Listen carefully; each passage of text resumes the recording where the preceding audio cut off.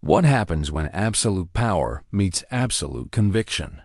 Omni-Man from Invincible presents us with one of fiction's most chilling transformations. A beloved superhero who becomes humanity's greatest threat. But was he ever truly good? Or was the monster always there, waiting beneath the cape? Today, we'll dissect the psychological mechanisms that turned Earth's greatest protector into its most dangerous predator. The truth will shake your understanding of heroism forever. On the surface, Nolan Grayson seemed like the perfect hero. Omni-Man arrived on Earth as humanity's savior, powerful, noble, and dedicated to protecting innocent lives. For 20 years, he embodied everything we wanted in a protector: unwavering moral compass, incredible strength, and genuine care for his adopted home.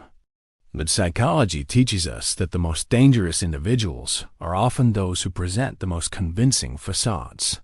Nolan's perfect hero persona wasn't just a role. It was a masterfully constructed psychological defense mechanism. Born on Viltrum, a planet where might literally makes right, Nolan was conditioned from birth to view strength as the ultimate virtue and weakness as a disease to be eliminated. The Viltrumite culture operates on what psychologists call social dominance theory, the belief that hierarchies are natural and that superior beings have not just the right, but the obligation to rule over inferiors. This wasn't evil to Nolan. It was simply reality. His brain was wired to see conquest not as aggression, but as natural order. When he arrived on Earth, Nolan didn't abandon these beliefs. He compartmentalized them.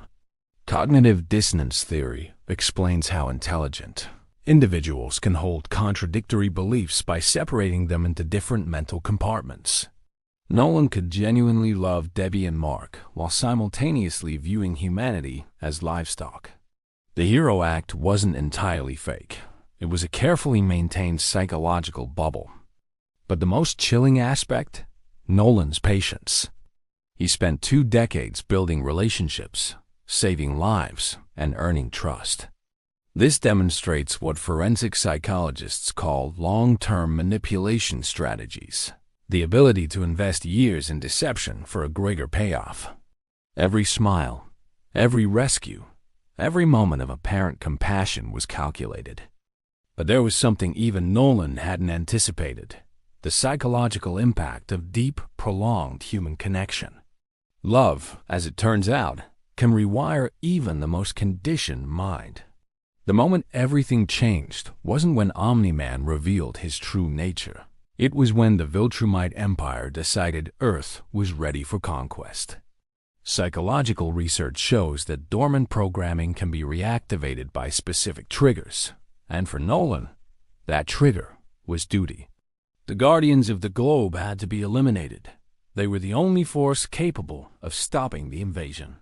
But here's where Nolan's psychology becomes truly fascinating. He didn't enjoy destroying them.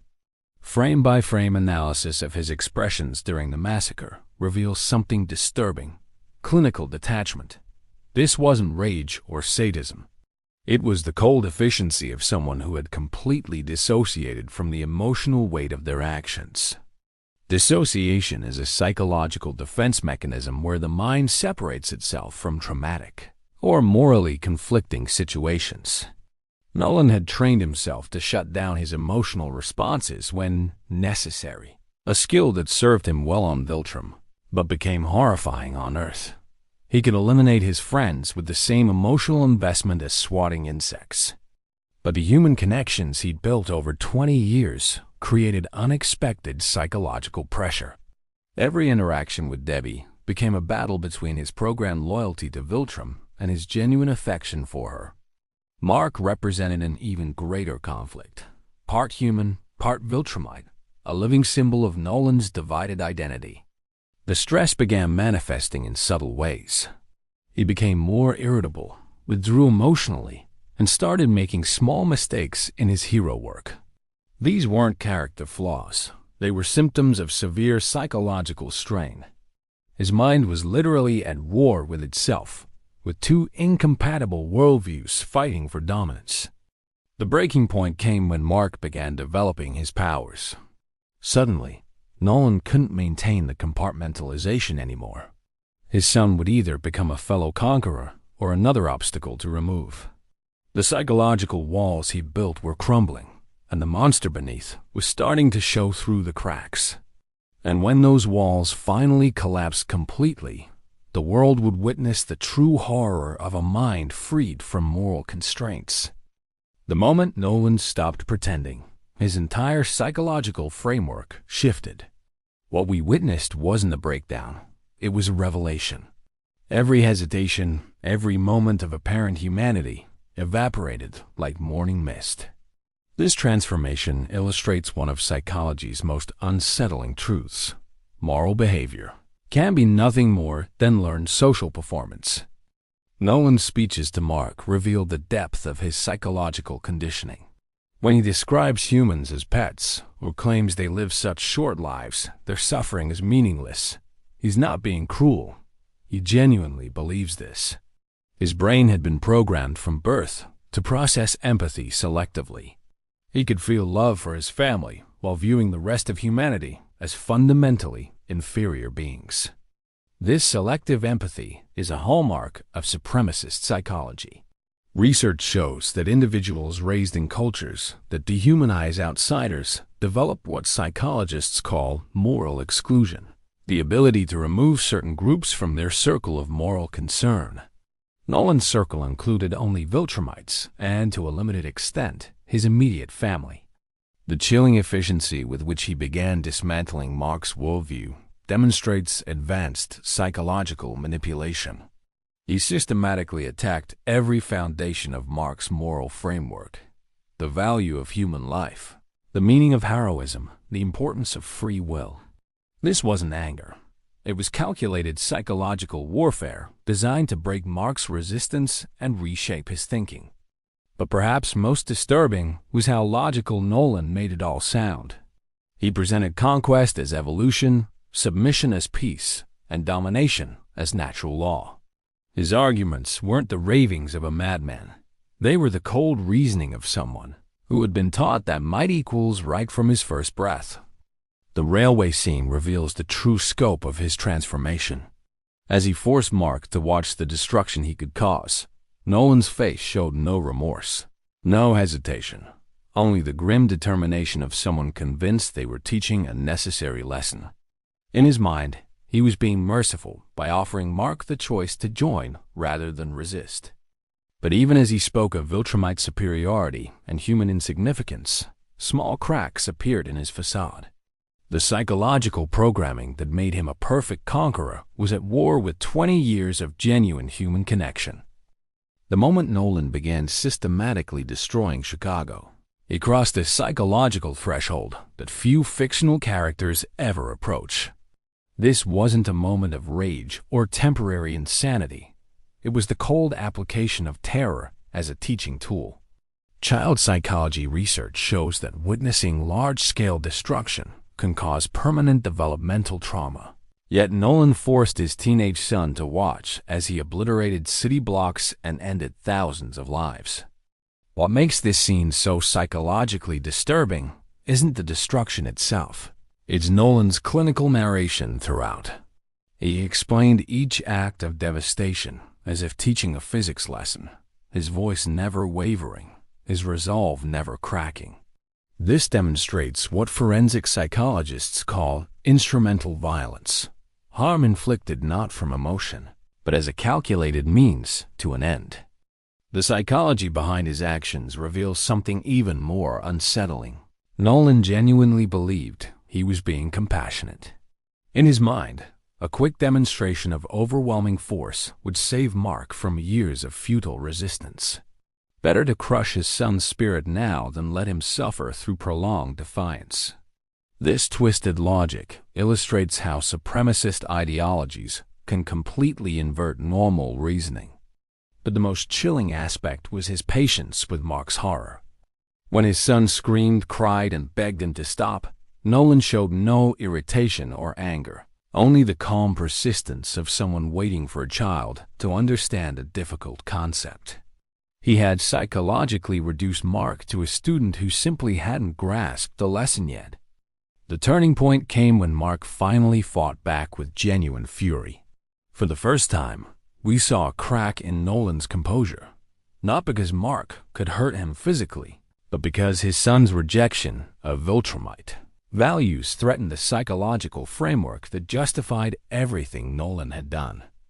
As father and son exchanged devastating blows above the ruins of Chicago, two incompatible worldviews were literally battling for supremacy.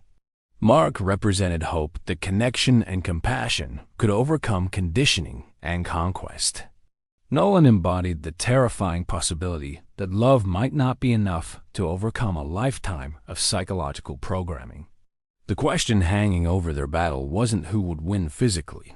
It was whether 20 years of fatherhood could triumph over a lifetime of supremacist conditioning. To understand Omni-Man's psychology, we must examine the terrifying efficiency of Viltrumite conditioning. Their society represents what social psychologists call a total institution, a system that completely controls every aspect of individual development to produce specific behavioral outcomes. From birth, every Viltrumite is programmed to view strength as virtue and weakness as sin. Neuroplasticity research shows that beliefs formed during early development become literally hardwired into brain structure. Nolan's conviction that might makes right isn't just an opinion. It's a fundamental neural pathway carved deep into his psyche over centuries of life. When he looks at humans, his brain genuinely processes them as inferior beings, just as naturally as we might view insects. The most disturbing aspect is how logical his worldview appears from within its own framework. Viltrumites live for thousands of years, possess incredible powers, and have conquered countless worlds. By every measurable metric, strength, longevity, technological advancement, they are superior to humans. Nolan's supremacist beliefs aren't based on delusion. They're supported by objective evidence when viewed through his cultural lens. This connects to research on motivated reasoning, the tendency to process information in ways that support pre-existing beliefs. Every act of human weakness Nolan witnessed over 20 years reinforced his conviction that humanity needed guidance. Every war, every act of cruelty, every failure of human systems proved to him that Earth required Viltrumite management. But here's where his psychology becomes truly complex. Nolan experienced genuine love for Debbie and Mark, emotions that shouldn't exist according to his supremacist programming. Cognitive dissonance theory explains how he managed this contradiction by creating an exception category. His family weren't really human in his mind. They were special cases worthy of affection despite their inferior nature. The railway scene demonstrates what psychologists call instrumental conditioning, using reward and punishment to shape behavior. Nolan wasn't being needlessly cruel. He was applying the same techniques that had shaped him on Viltrum. Pain teaches lessons that gentle words cannot convey. From his perspective, he was being an effective teacher, not a monster. Contemporary studies of authoritarian personalities show similar patterns. Absolute conviction in their worldview, inability to empathize with outsiders, and genuine belief that their actions serve a greater good. Nolan exhibits every marker of what researchers call ideological certainty, the dangerous state where an individual becomes incapable of questioning their fundamental assumptions. But even the most thoroughly conditioned minds can experience moments of doubt. In the end, what broke Omni-Man wasn't superior force or clever strategy. It was the accumulated weight of genuine human connection.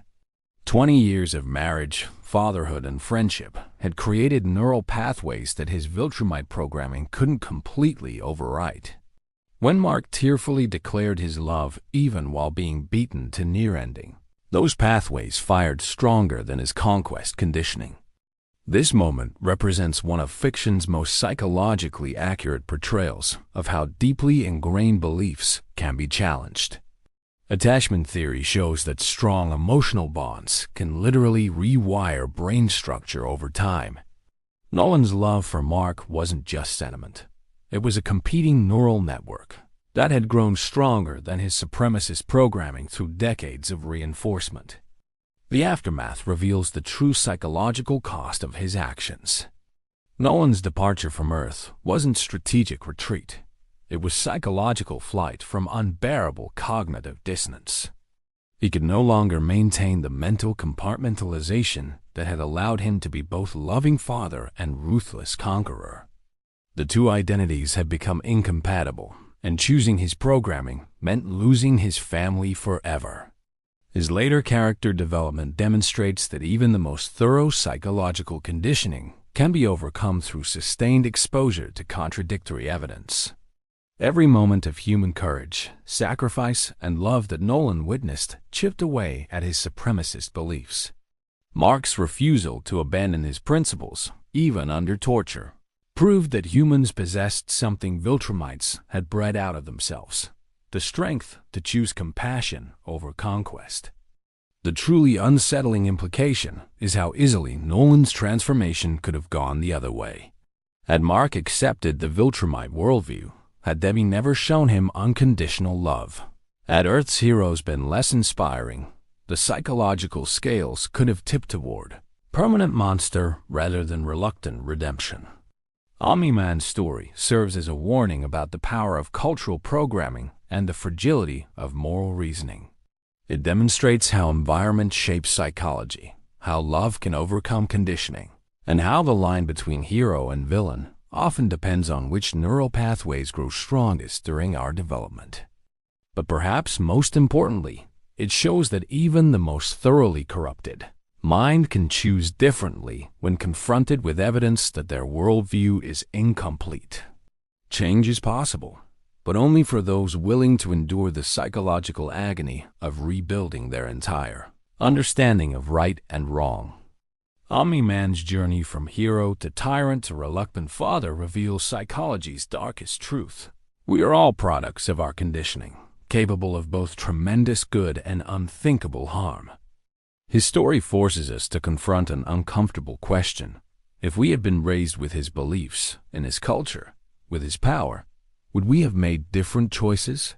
The monster in Omni-Man was always there, just as the capacity for both heroism and horror exists in us all. The only difference is which voice we choose to feed.